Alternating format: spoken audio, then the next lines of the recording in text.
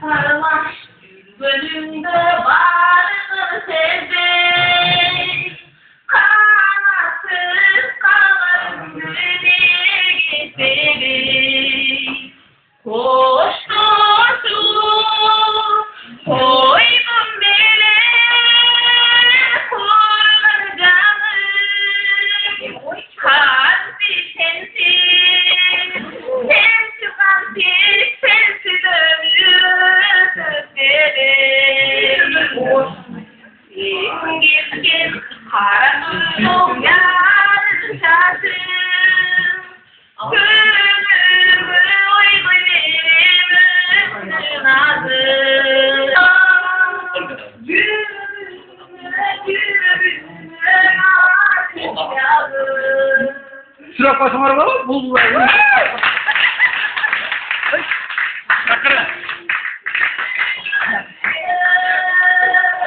Olayı kullanan sözcü önünde doldurdum.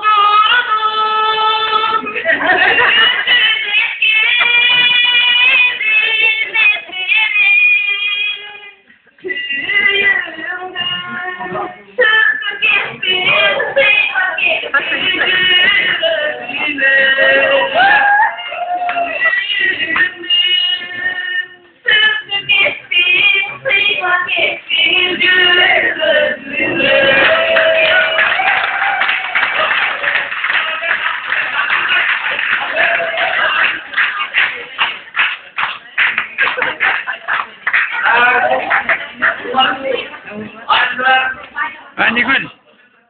Bir taraf koy.